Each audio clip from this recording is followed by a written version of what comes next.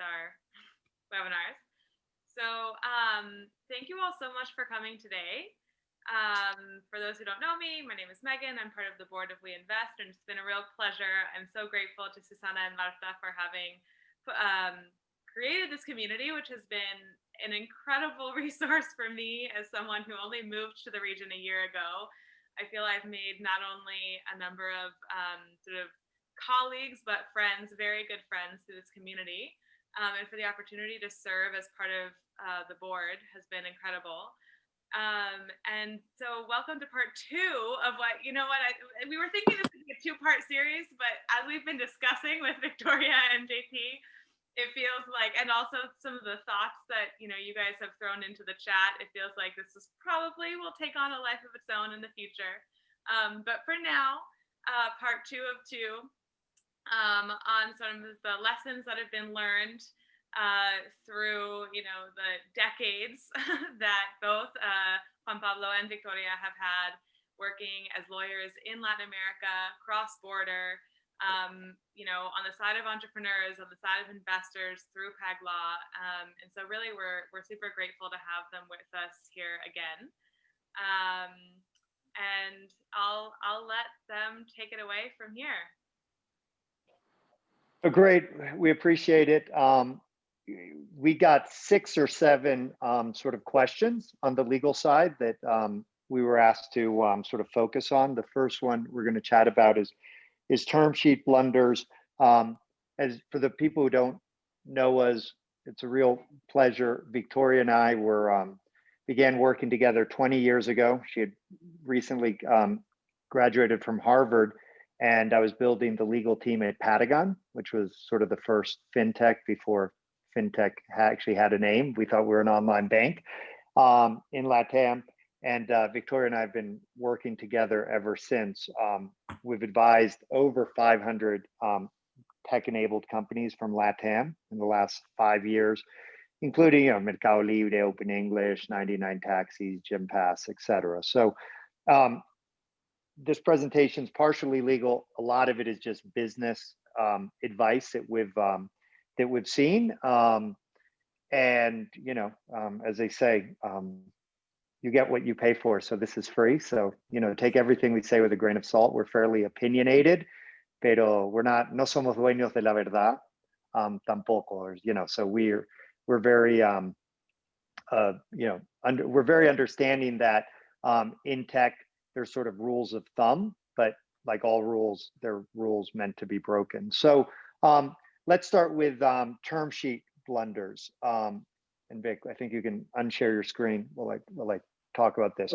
Okay, so what the first question was, the most common serious legal term sheet blunders. And I would say the most important thing is that we really need to just take a step back and remind ourselves that in tech investing, there's very much a sort of standard set of documents that are used by most investors. And as soon as you start deviating from those standardized documents, there's 3 possible outcomes, none of which are good. One, there's a law of unintended consequence. And so I'm going to talk about that. But that you steer from the precedent and you don't realize that, making this change over here is going to affect something else. That's one problem. The second problem is, even though your lawyers might enjoy it, you're going to end up spending at least double on legal fees, and closing any transaction is going to take probably 50% longer than it would otherwise need to take. And sometimes actually you even end up with deal fatigue, where you just start negotiating documents, and it's almost like if you're looking forward to getting married and you spend too much time negotiating a prenup, it just at some point you realize, hey, this isn't sort of fun anymore. So what do I mean by sticking to the standardized documentation? There's, for instance, if you're doing a convertible note, Techstars has a standard convertible note that has become the de facto market standard. Unfortunately, that convertible note has almost no reps and warranties regarding the company. And if you want to put in some reps and warranties, or your attorneys as investors representing you all as investors want to put in some reps and warranties, that's fine. But the point is, if you're negotiating a convertible note, you don't just sort of in a term sheet, let your lawyer or let somebody just like, oh, here's a great term sheet for a convertible note I like. No, just use the Techstars convertible note documents. And the nice thing is they agree to the convertible note, the term sheet, and the documents are done. Similarly, Y Combinator has the safe. We talked about that last time and sort of why the safe came up. And for me, it has much more to do with Y Combinator wanting to be relevant than, that the world needed a different instrument or a new instrument that doesn't have a maturity date for the debt. But again, if you're doing a safe, just, there's a standard term sheet for a safe, et cetera. What's interesting is when you get to equity documents, and I shared the two sort of standard sets of documents for price rounds under a couple $1 million, or where you're not having a institutional investor come into the deal, I really recommend each of you look at the seriesseed.com set of documents. They're a very simple, short, about 25-page set of documents. And if you use the term sheet, the documents literally are fill in the blank. And to give you guys an idea, we're able to close regularly priced equity rounds of $1 million, $2 million of money going into the company, and we'll charge $5,000 to $7,000 for that legal work. It just is not difficult at all. The other set of documents, which I encourage everyone to get to know if you don't know them, are the MVCA forms. And they're really, they along with Techstars were really the first institutions to provide these sort of open source standardized documents in the market. And so the MVCA, National Venture Capital Association, Susanna and I've shared the links with you all, and they about 12 years ago now created this set of documents. This set of documents, at the end of the day, it's 6 different documents, and it's about an inch of paper. But it used to be that priced equity rounds would cost $100,000 to paper, and now you can often get them papered for $25,000 and get it done within a month. So in terms of term sheets, the biggest thing is follow the precedent. I'm going to give you guys an example of a law of unintended consequence. So a safe basically says that at the next round of financing, the money that's invested or lent via the safe converts. And one of our clients, without talking with us before they ever hired us, said, oh, well, we're thinking we're going to sell this company quickly, and we don't want investors to automatically convert at the next round of financing. We just want to basically leave the safe holders sitting out there until we sell the company. Like, we never want them to be actual equity investors. And anyway, they ended up raising $2 million under a safe, and the 5 or 6 investors who came in really didn't think about it. When I meet the entrepreneurs, they're looking to do their next round of financing, and I point out, I said, well, you realize that if you've raised this money at whatever, an $8 million cap, and that means that these investors own 25% of the company. But you realize that since you never are going to convert them, you've basically given them anti-dilution protection until the company gets sold. So in the day the company gets sold, they're going to get 25% of the proceeds and never have been diluted, even though they'll never have to put any more money into the company.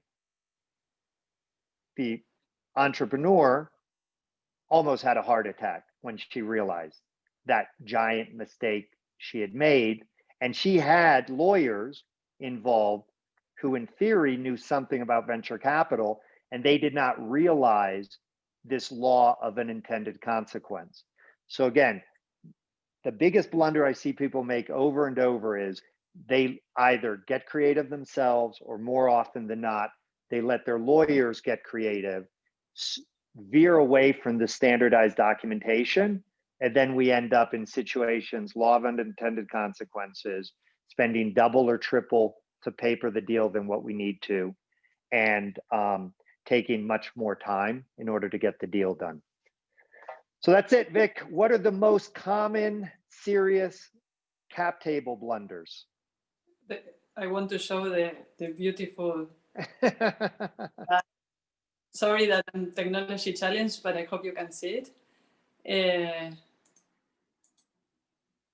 Oops. No, we see it. We see it. Just go. Okay, yeah. Perfect. So in terms of cap table, as you can imagine, and we just got off a phone call with investors, with founders, and it's always the same situation. Hey, we're just getting started. We don't have money to spend on lawyers. You know, the legal topics are not the priority, but we don't know if we have 6 or 8 shareholders. That type of situation. So with the cap table, the number one problem, mistake, issue that we see is that there's no formalization many times. So you don't know if you have 6, 7, 8, or even if you don't know who you have, you don't have the proper underlying legal documentation. So it's maybe it was just like a promise out there, but there was never signed any type of agreement. The second most common mistake that we see is that you have way too many shareholders in a given company. Almost like if the founders were crowdsourcing, crowdfunding the project, and you have an insane number that is not market practice, and that tends to scare a lot potential institutional investors. Another problem that we see a lot is that there's no clarity between investors who are equity investors, who have convertible documents, who are the founders. And related to that, sometimes there's no clear definition of what the pool, the equity plan is about. There's no reference to that. Maybe the founders have been promising equity to everyone, but there has not been set aside a set pool for that purpose, let alone have a pool plan for that. So those type of issues are key. And usually when we have the entrepreneurs coming to us to prepare the company, let's say for a pre-due diligence, what the investors are going to be looking at, these are the most regular mistakes, issues that we see. Great. So I think what's the next, Victoria, what's the next? The next topic is financing process blunders. Let's go to the next one. I want to talk about exit alternatives. Yeah, exit alternatives. We talked about this the last time. You know, one of my biggest concerns as we're seeing these large rounds of financing is that many companies are sort of raising money because they can raise money, but not really thinking about what happens the next day. All of you as investors really need to keep in mind that venture math is that every time that a company goes to market, it really needs to be doubling or hopefully tripling its valuation, right? And so one of the issues, and again, I mean, there's exceptions to these rules, but if you look at most successful companies, if they do their pre-seed round at a $2 million valuation, the next time they're raising money, which is invariably 12 to 18 months later, it almost doesn't matter if you raise $1 billion, you're going to burn through it. And in 12 to 18 months, you're going to be trying to raise more money. So a company that raises at a $2 million pre-money valuation, or with a convertible note or safe with a cap of $2 million, the next time it's in the market's expecting it's going to be at a $5 million valuation. And then the next time at a 10 to 15. And then the next time if it's 15, at a $45 million valuation. So one of the things we're seeing with the increased liquidity that's gone into the tech ecosystem in Latam is that you're seeing larger and larger deals. And those larger and larger deals are making it harder for those companies ultimately to have liquidity. In the United States, and unfortunately, we're not seeing a lot of exits in Latin America with local buyers. So most of the relatively small exits or few exits that we're seeing in Latin America, the buyers are international. The buyers, the international buyers generally pay $25 to $250 million for companies. That's sort of around 80%. And then there's a lot of transactions that are less than 25 million. Those are characterized as acqui-hires. So one, just keep in mind, as your companies are raising money, they need to understand that in 12 to 18 months, they need to triple the valuation. The question here was, do the buyers buy the company or do they buy the shares of the company? And this is a very important point for people to understand. If you have a Delaware C Corp as a holding company, most non-US buyers, and about 30% of the buyers for Latin American companies that we're seeing are non-US. So even though they're not Latin American, they're European, they're Asian, but they're not US. Those buyers generally will not buy a Delaware C Corp because that, from their perspective, a Delaware C Corp is very tax inefficient. So they will want to buy the underlying operating companies in Chile, Argentina, Brazil, Mexico, wherever. What that ends up happening is now there is US taxes that need to be paid by the Delaware holding company. So if you think about it, when a Delaware holding company basically sells its subsidiaries for $100 million, now the Delaware holding company has made $100 million.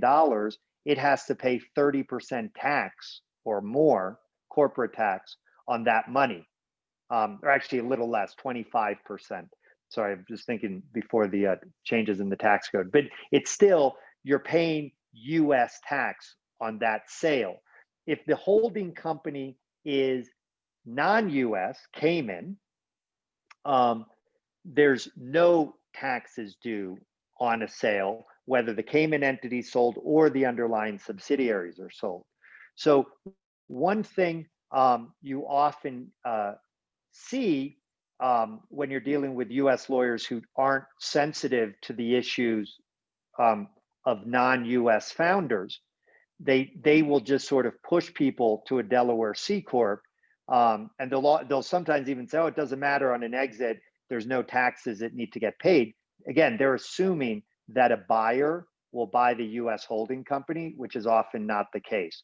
That's the question regarding exit.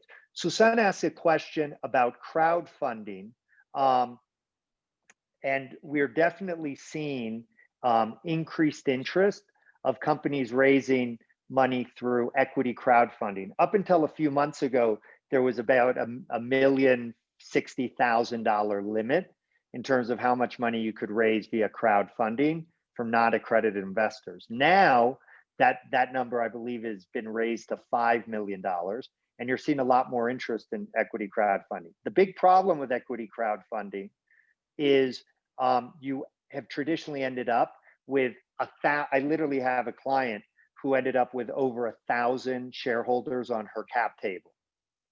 And that definitely spooked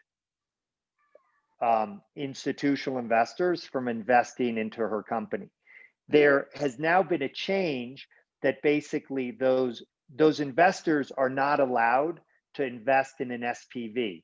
So one simple workaround for crowdfunding would be, oh, we'll create an SPV, an LLC in the United States, and that LLC will, have 1,000 investors, and there'll only be one investor, that LLC, on the cap table of the Delaware C Corp.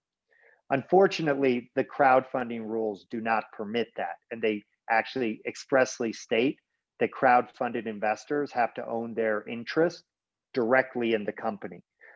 There has been a change in market practice where the crowdfunded investors basically name a trustee they give a power of attorney to an individual who's normally a founder or senior executive at the company, where that founder or senior executive can vote the shares of the crowd, of all these 1,000 crowdfunding investors. So it's sort of an imperfect solution, but it's a solution that exists today vis-a-vis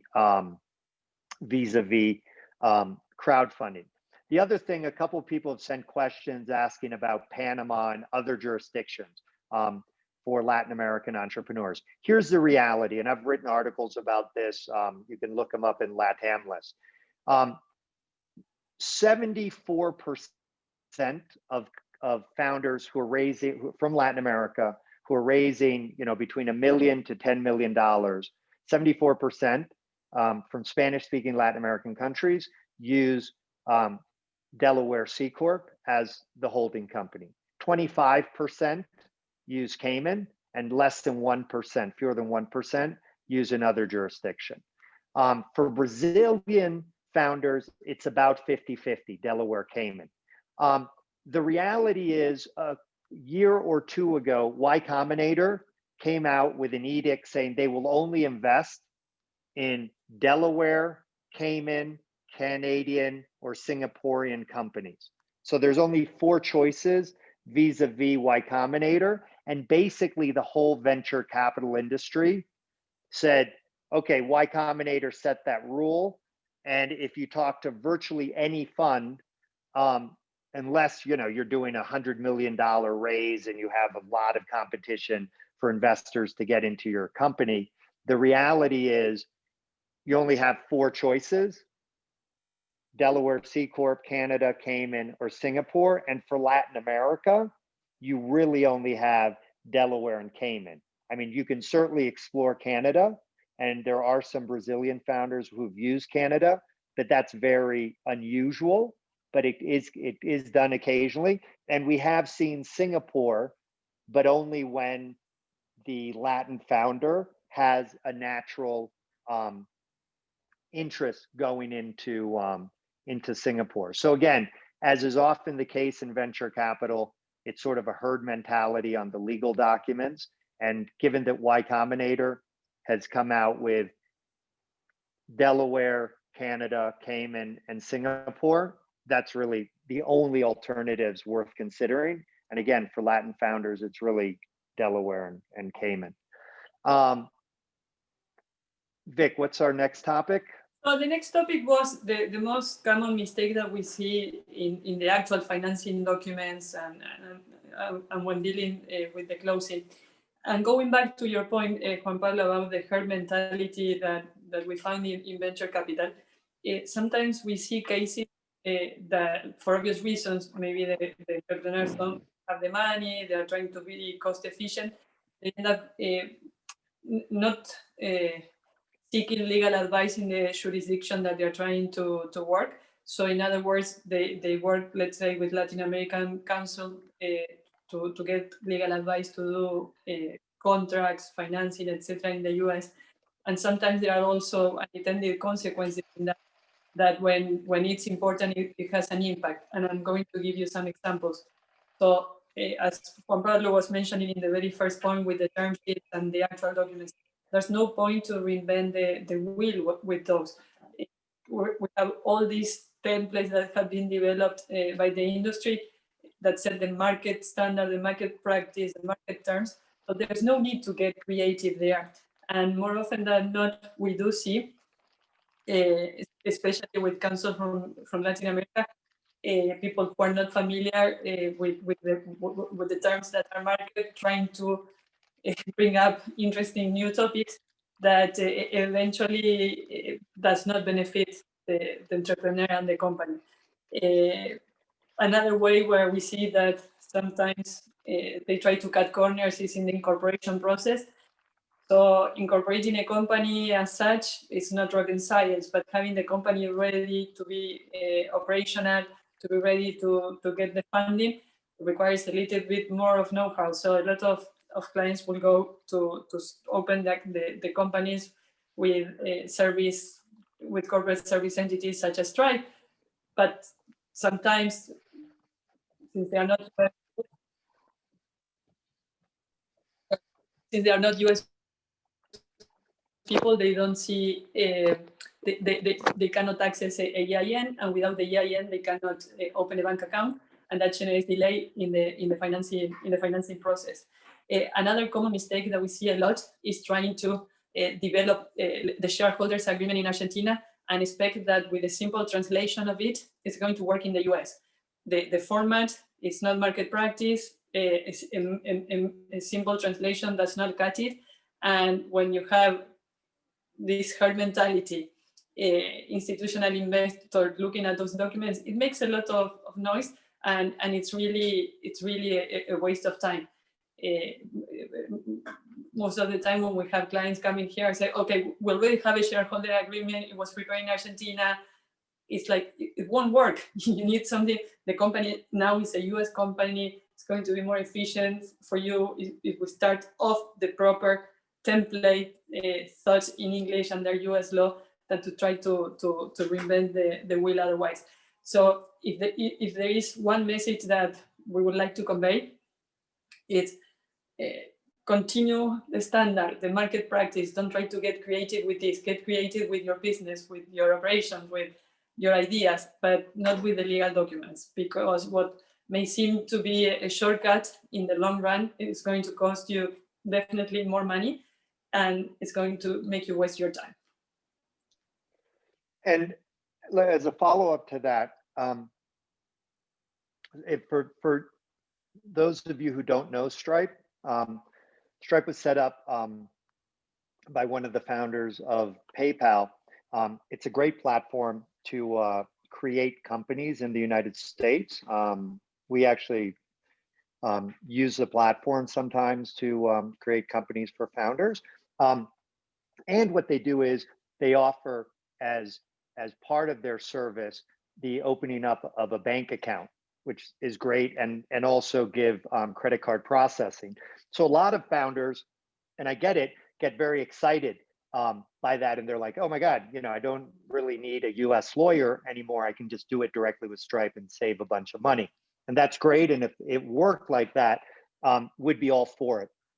The problem is twofold. One, in order to open up a bank account in the US and even have any sort of commercial relationships in the US company needs an EIN, an employer tax ID number, which is like a quit in Argentina or a RUT in Chile. It's the tax ID number. In order to get that number, if the owners of the US entity don't have social security numbers themselves, it is about a 6 to 8 week process that's manual to get an EIN for the company. And platforms like Stripe cannot get the EIN for non-US persons. That's one issue. The second issue using those platforms is Stripe, for instance, does not allow non-US based people to be on their platform. And so, a lot of Latin founders will say, oh, but, I was able to, open up the company. It's fine. Like, it's not an issue. What they don't realize is we at least once a month are get an email from a founder who's had his or her account closed at Stripe de la noche a la mañana, and the funds are frozen because Stripe monitors where you're logging in from. And when they see that the logins are only coming from Chile or only coming from Argentina or Venezuela, they will just shut the account down. And so, one of the things that founders from Latin America aren't as accustomed to is, in the United States, you sort of have to follow the rules. I think, I'm from Chile, Vic's from Argentina. We practice law in our home countries. We have Brazilian lawyers, Colombian lawyers, et cetera. And, one of just the mental shifts for founders is that, just because you think, has encontrado un agujero, just because you think you've, notwithstanding the rules, you've found a way to do something. What they often don't realize is that can often blow up in their face. So anyway, that's just a follow-up to Vic's point. The next question we had to do with the flip and freeze approach. And for the investors who aren't aware of this, what happens percentage of the time, my guess is probably 5% of the time, is that a Latin founder initially creates their holding company in Delaware, and a year later, 6 months later, 2 years later, they realize that they didn't really need a Delaware holding company, and that from a tax perspective, they would have been better off being in Cayman. And so they basically, call me up or start asking people saying, oh, as if it's no big deal. Hey, we want to go from Delaware to Cayman. Or because they're getting ready to sell their company and they realize, oh crap, if the buyer won't buy the US C Corp, we're going to get hit with US tax on this transaction. And so they'll just call up and say, hey, we just want to move the holding company from Delaware to Cayman, no big deal. And the answer there is yes, it's no big deal from a corporate perspective. We can do that in about a week for a couple $1,000s. The problem is that when you move a company from Delaware to Cayman, or you change the shareholder of the Delaware entity from the shareholders that are there to a Cayman entity, it's as if you sold the company, and there's US taxes due on that transaction.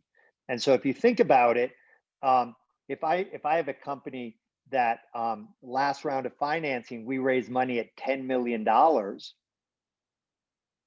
and now that company's moved to Cayman, there's a $10 million gain that needs to be paid. So there's going to be $2 to $3 million in taxes, which are due. And so often lawyers who don't have a lot of experience but are at big firms will say, oh, well, we do a flip and freeze transaction, which sounds very good on paper, but from a practical perspective, I can tell you all, almost never works in terms of making the company financeable by a new VC. What is a flip and freeze transaction? What you essentially are doing is you're saying, okay, the company's worth $10 million today, and we're going to freeze the value of that $10 million in the Delaware subsidiary. And now we're going to create this new holding company, and all of the additional value that's created, we're going to create in the new Cayman holding company. So you end up with this structure, which is almost bifurcated, where the old structure under the old Delaware holding company exists, but you're not growing that anymore. But what you are growing is the new Cayman holding company. The problem with that is, think about it, that this is ultimately one company. And now you've created sort of, in theory, two houses that are connected, but they're not supposed to be so much in contact. Well, the problem is that now you need intercompany agreements for any transactions that are being done. So, if you start moving contracts from the Delaware entity to the new structure, well, that generates taxes. If you start moving employees from the Delaware entity to the Cayman entity, that can trigger taxes. So without getting too in the weeds, I just want you all to know that from my humble experience of practicing law for 25 years, for having ran the Latin American practice at a 2,000 lawyer law firm, the flip and freeze approach sounds great on paper.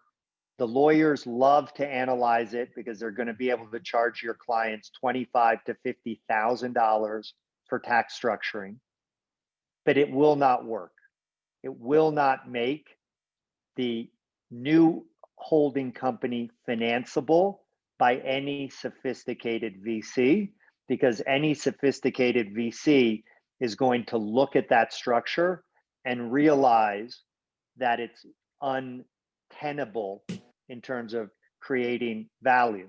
That being said, I have done flip and freeze transactions, or it's actually freeze and flip transactions, when the investor is, say, Cemex, or if you already have an investor and the investor basically saying, do this transaction, and we'll continue to fund the company, but you don't have to go out there and convince a new investor to invest. Well, then a freeze and flip transaction can work well.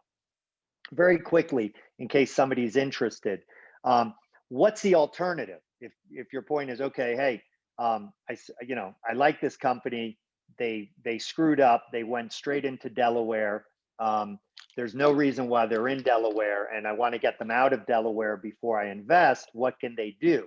Well, often the best approach is if the company has not done a raise very, very recently, what you can do is you can get a valuation expert to value the Delaware entity at a very low valuation. You might say, well, but one second, why at a low valuation? We're planning on raising it at $20 million valuation in 6 months. Well, valuation experts in the United States tend to value companies based on cash flow projections and whether the company's making money or losing money. And given that 99% of the companies that we're looking to invest in are actually losing money, there is an argument that without this additional capital coming in, this company's worth zero. And so what you can often do from a practical perspective, when you have a company which is unfortunately in Delaware and you'd like to get them to Cayman, is you hire a valuation expert for $5,000 or $10,000. The valuation expert values the company at zero or nearly zero because it's still losing money. You get the company to Cayman, paying taxes, but paying, if the company gets valued at $100,000, you pay $20,000, $30,000 in taxes, and then you exit the United States. There's always the possibility that the IRS could challenge that valuation, but that is very unusual. I've actually never seen it. Valuation experts in the United States are licensed, and their valuation reports are presumptively something that a client can rely on. So generally, the IRS will not question a valuation expert's report. And so my advice to any of you who are helping an entrepreneur who realizes they got pushed into Delaware without understanding the tax consequences, and now they're thinking about how to quote unquote fix that mistake, don't waste your time with analyzing freeze and flip. It isn't going to work. We're happy to give you guys the contact information of 2 or 3 friendly valuation experts who will likely be able to value your company at a very, very low valuation to allow you to leave the United States paying taxes, but paying taxes on a very low basis. Perfect. So I guess the last point is what happened after we successfully close a round. You got the money, but you got new terms that are going to be ruling how you conduct your business. And this is more of an invitation to think about these issues. So you might or might not have given a seat on the board. So you will have to, this is like you've been dating and suddenly you're married, you need to live with this new person. So we see issues in terms of the cooperation at the board level, a lot of burdens at the reporting level. Sometimes, especially with larger investors, institutional investors, they will demand so much information, maybe weekly, monthly reports, that the small company it's not ready, it doesn't have the infrastructure to provide that. So that creates a lot of friction. And for entrepreneurs, by having someone new in the board, maybe they were not used to discussing their strategic thinking process or discussing the decision that they're going to make. And suddenly you have a new person with a different perspective. So all those things that you were willing to give away in exchange for the money, they come to play. And we've seen a lot of friction on that end. So we just wanted to share these ideas as some of the most common issues that we see after we close the deal, and now we are in this marriage, no? So it's more of an invitation to think of the long-term implications of what's been written in the agreement that we signed in exchange for the financing. Having new board members and the reporting challenges, the reporting burden, the extra layer of bureaucracy that creates in the relationship of the parties. Following up with what Vic just said, it's a very interesting thing because almost every entrepreneur we work with always says, oh, I'm not looking in for investors. I'm looking for smart money. You know, I want investors to join the company who are mission aligned with me and that are going to help me think through strategic issues to grow and scale. On the other hand, we see this over and over again that a week, a month, 2 months after a round closes, we will start getting phone calls or emails either from the founder or from the investor. The founder saying, the investors are asking me too many questions, they're asking for reports, they're, you know, se están metiendo en la cocina, and, you know, are they allowed to do that? Or we will get, you know, emails from the investors saying, hey, you know, I'm on the board, but I feel like information I'm asking for isn't being provided, or it's being provided piecemeal. I don't think the entrepreneur understands his or her obligations to the board, et cetera. And I think, you know, Vic's point here is extremely well taken, that you have to understand that a lot of the documents that you'll be signing, even the MVCA forms, are fairly open-ended as to that relationship between the entrepreneur and the investors. I mean, to be very clear, when you're a convertible note investor or a safe investor, you have zero rights as a shareholder and you have zero informational rights. And if you want those rights, you need to negotiate them in a side letter as part of your debt financing round. So, you know, if you want to have board observer rights, if you want to have informational rights, and you're putting in money via safe or convertible note, know that you have to negotiate a side letter in order to get those rights. You will have absolutely zero rights under the standard documents. Even under the SeriesC.com and NVCA forms, as an investor, you will have very limited information rights.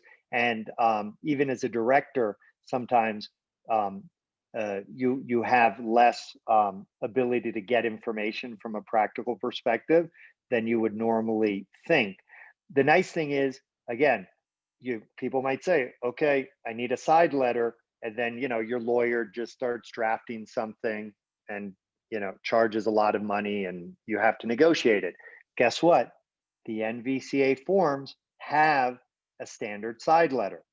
And so what I always encourage, sort of taking this conversation full circle, is before your lawyers or your advisors or the company's lawyers or advisors start preparing anything, the question is always, what is the template that you're going to be using? And so, for instance, as Victoria knows, anytime that we have to negotiate a side letter, we always try to start from the MVCA forms, not because it's the best side letter I've ever seen, but at least it's, in theory, a pre-negotiated side letter.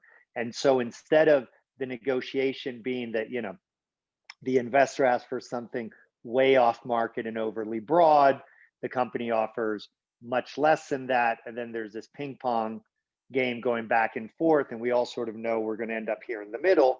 If you start off using, for instance, the MVCA forms,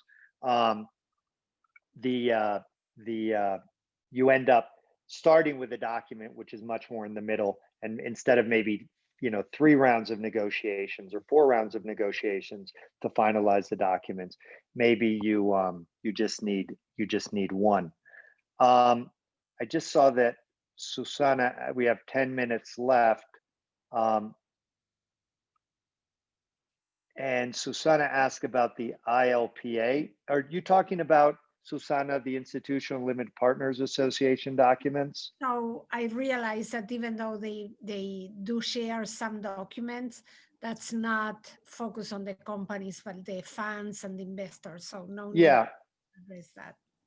Yeah, one thing I would just mention to you, and one thing to keep in mind from since you all are investors, we represent primarily the entrepreneurs. I mean, we do represent a lot of funds. We've done work for NXTP, WIDA, we set up Jaguar, Magma Partners, Magnetico Ventures, et cetera. So we've set up a lot of funds and represent investors, but we are probably 80% of our work is on behalf of entrepreneurs. One thing you guys should just keep in mind is, I keep talking about these templates. These templates are really West Coast founder-friendly templates. There is an issue which has sort of been resolved at this point, but you guys should at least know about, which is East Coast, West Coast. You guys, many of you are maybe too young to remember, in the rap world, Biggie Smalls battling Tupac Shakur with the East Coast, West Coast. But in tech, quite honestly, 10 years ago, before the NVCA forms, there were these two really competing styles of documentation. You had the East Coast templates, which Fred Wilson from the legendary investor in New York from Flatiron Ventures had really pushed forward. And the East Coast investors tended to come from a private equity background. They were more Wall Street, commercial banker types, and they had their lawyers, big law firms in New York, Simpson Thacher, Davis Polk, Sullivan and Cromwell. When they prepared financing documents, they were very investor friendly and very focused that if the company did not do well, that the investors would at least have the possibility to take over the company and sort of extract value from the company. That was the East Coast style.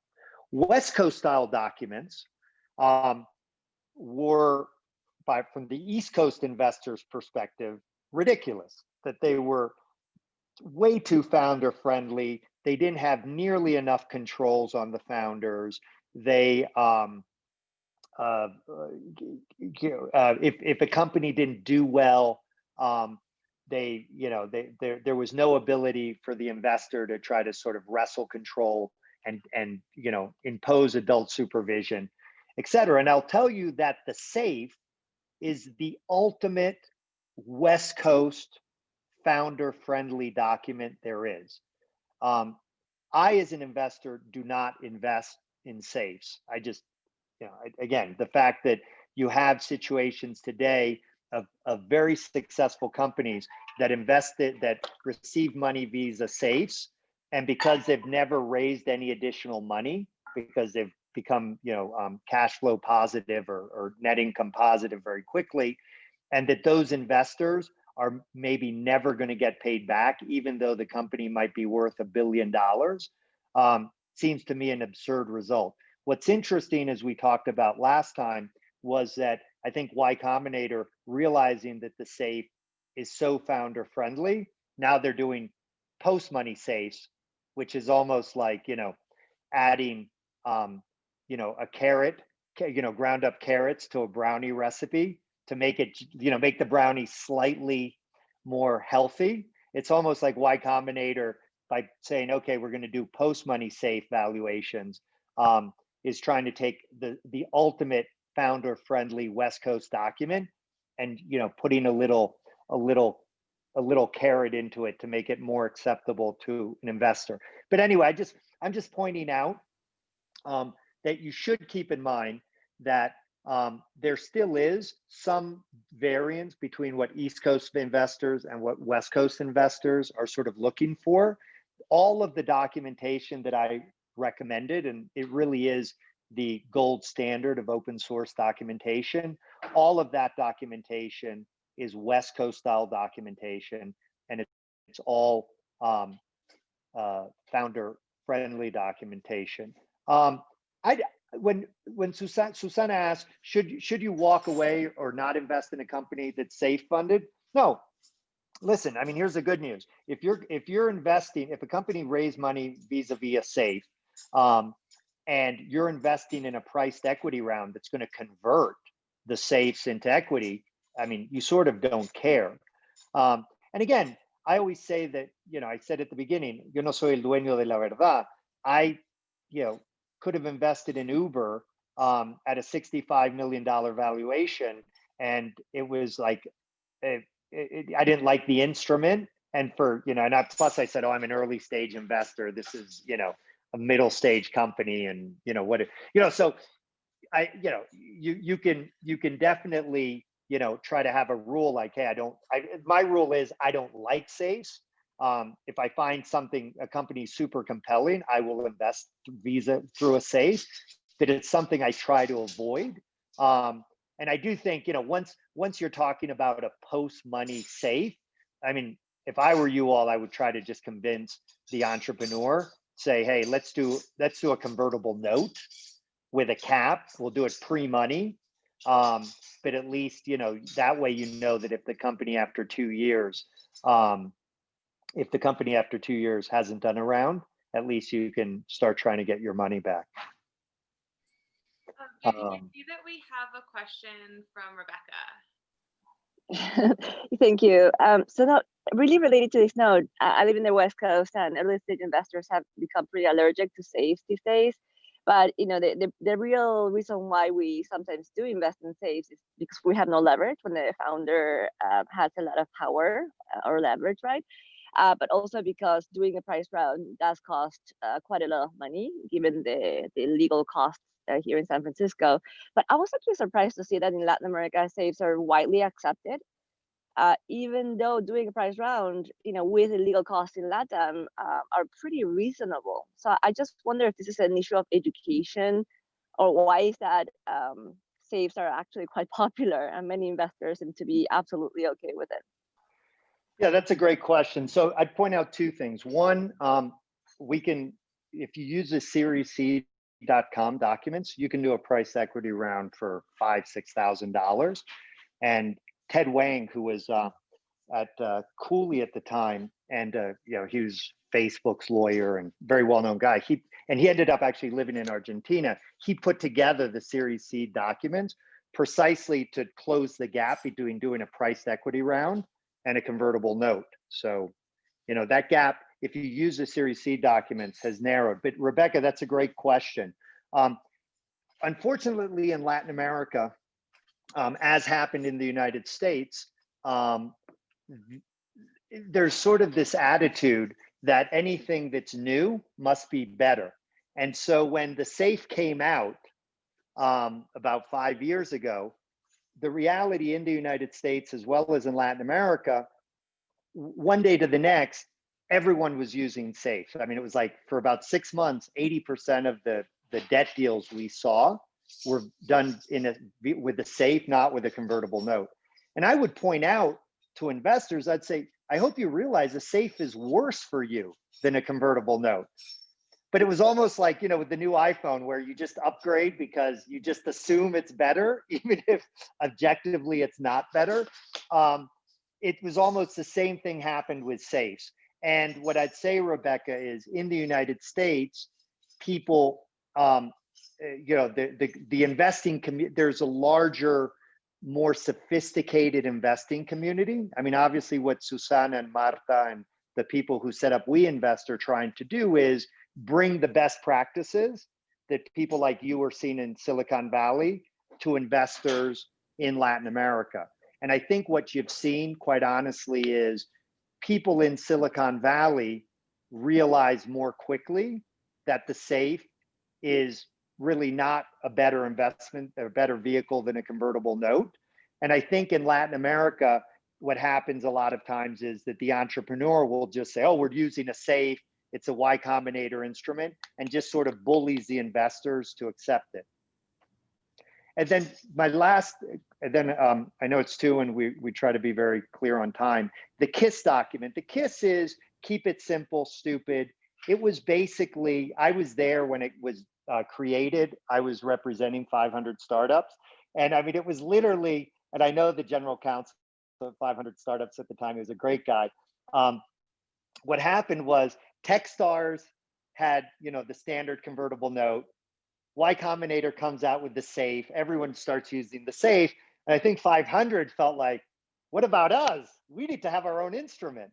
So they came out with the KISS, which has never been widely used. But it's a very good alternative to a safe and to a convertible note. So one thing I would, I sometimes say to people is I never suggest they start off with a KISS as like a negotiating, but if you're getting stuck where you really want a convertible note and the company's insisting on using a safe, sometimes I'm like, why don't you just suggest the KISS, the 500 startups instrument, because maybe that's going to be enough to sort of, bridge the gap. And as you all know, as investors, a lot of times, rather than, debating or, turning it into, I want this or you want that. Sometimes if you can just suggest an alternative instrument, it's enough to de-stick the conversation. And that's where we see KISS is being used. But to give you guys an idea, give you all an idea, probably only less than 5% of the deals that we see with debt use a document other than the Techstars form convertible note, which by the way hasn't been updated in like 10 years, or a safe. But you do see KISSes occasionally, and the problem with KISSes, by the way, is people don't understand them very well. And so the issue a lot of times from our perspective is a client will have signed a KISS without really understanding it. And a lot of times when the document that we see isn't ultimately a KISS, it's a document that started off as a KISS that a lawyer or somebody tried to get creative with. So that's it's just not as standard. Many of the very last question, kind of training everyone a standard reference using, yeah. I mean, somebody's just pointing out about Y Combinator. Yeah, look, I mean, the reality is I pointed out when Y Combinator came out a few years ago, just saying, Marta, great question, that, it's Delaware, Cayman, Canada, or Singapore. It was just like, all investors just latched onto that same thing, with their safe. It just became, the market sort of standard for a long time, even though it's less good for investors. So. But look, we're here. We're happy to do this as many Friday afternoons as you all would like. Be careful what you say. No, we're happy to, we're happy to jump on the phone or Zoom with any of you if you have any specific questions. We have an amazing, experienced venture team. I've had several of you on my podcast, Aquí Ahora. I'd love to have more of you on my podcast to talk about your investing thesis. What are you doing to make, venture more sustainable and diverse ecosystem? So any of you who'd like to liaise with us, it's Victoria at PAG.law or JP, like Juan Pablo, JP at PAG.law. And again, happy to talk to you all, happy to mentor any of your entrepreneurs who are looking to expand outside of their home country. And I'm very happy to invite any of you with interesting stories and who are passionate about what you're doing onto our podcast, Aquí Ahora. Most of the episodes are in Spanish, some are in English. My Portuñol isn't very good, so you'll have to choose one of those two languages. But would love to have you on board as well. Good. Thank you. Thank you. Well, thank you. Thank you. It's been a pleasure. Thank you. It was amazing, Juan Pablo and Victoria. Thank you very much. Wonderful. Thank you. Oh, Bye-bye. yeah. We love you guys. Cheers. Bye-bye. Yeah. Thank you. Love you Happy all. Bye-bye. Friday. Thank you. Thank Bye, you. everyone. Bye. Bye. Bye.